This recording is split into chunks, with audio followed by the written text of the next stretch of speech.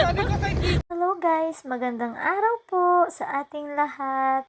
Ito nga po, araw ng pagre-relax ng mga kananay. Naisipan pala namin guys na maligo sa dagat. Ang lagi nakakulong sa loob ng bahay. Loob naman talaga ng bahay, samot-saring iniisip.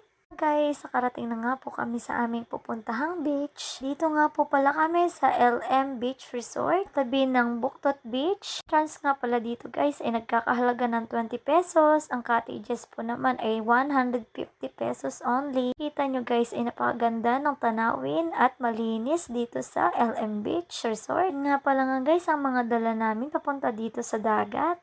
Taon nga pala kami dito ng mangga. Yan, busy nga pala sila sa pagbabala. Simple nga lang pala ng aming mga dala guys. Banding na lang talaga namin ay pagkain.